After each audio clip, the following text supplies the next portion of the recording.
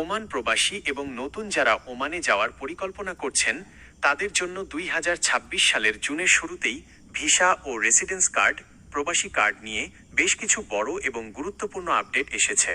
Oman royal police ROP এবং ministry of labour প্রবাসীদের সুবিধার্থে এবং কাজের নিয়মকানুন আরও সহজ করতে এই ঘোষণাগুলো দিয়েছে। জুন মাসের মূল সুখবর এবং বড় ঘোষণাগুলো নিচে বিস্তারিত দেওয়া হলো। 1. প্রবাসী কার্ড, রেসিডেন্সি কার্ড নিয়ে সবচেয়ে বড় সুখবর। ওমান সরকার প্রবাসীদের রেসিডেন্স কার্ড বা ইকামা, প্রবাসী আইডি কার্ড নবায়নের নিয়মে একটি ঐতিহাসিক পরিবর্তন এনেছে। আগে যেখানে এই কার্ড সর্বোচ্চ 1, 2 বা 3 বছরের জন্য দেওয়া হতো, এখন তা বাড়িয়ে 10 বছর মেয়াদি করার সিদ্ধান্ত চূড়ান্ত হয়েছে।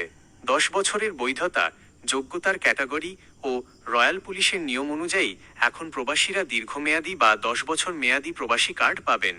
এর ফলে প্রতি বছর বছর কার্ড রিনিউ করার ঝামেলা এবং মানসিক দুশ্চিন্তা অনেক কমে যাবে।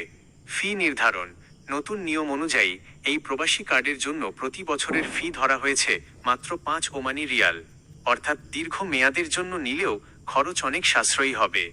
কার্ড হারানোর ফি, প্রবাসী কার্ড হারিয়ে গেলে বা নষ্ট হলে নতুন কার্ড তোলার জন্য 20 ওমানি রিয়াল ফি নির্ধারণ করা হয়েছে। রিনিউ করার সময়সীমা, কার্ডের মেয়াদ শেষ হওয়ার পর অবশ্যই 30 দিনের মধ্যে তা নবায়ন, রিনিউ করতে হবে। 30 দিন পার হয়ে গেলে বড় অঙ্কের জরিমানা গুনতে হতে পারে। কেন এই সিদ্ধান্ত? ওমান সরকার মূলত দক্ষ প্রবাসী কর্মী, ব্যবসায়ী এবং পেশাজীবীদের ওমানে দীর্ঘমেয়াদে ধরে রাখতে এবং বারবার রিনিউ করার প্রশাসনিক জটিলতা কমাতে এই সহজ নিয়ম চালু করেছে। 2. ভিসা ও কাজের ক্ষেত্রে বিশেষ grace period, June 2026 deadline.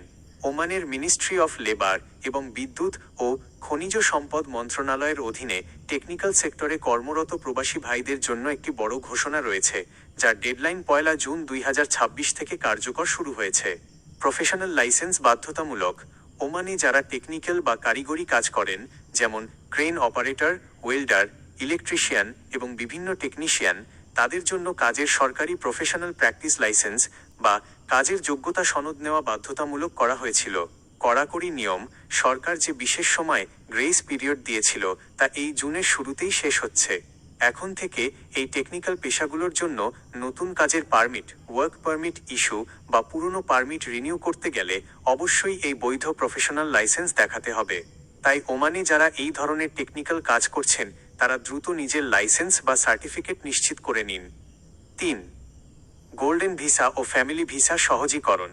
Oman তাদের ইমিগ্রেশন সিস্টেমকে আরও আধুনিক করার অংশ হিসেবে ফ্যামিলি বা স্পাউস, স্বামী স্ত্রী ভিসার নিয়ম কিছুটা শিথিল করেছে।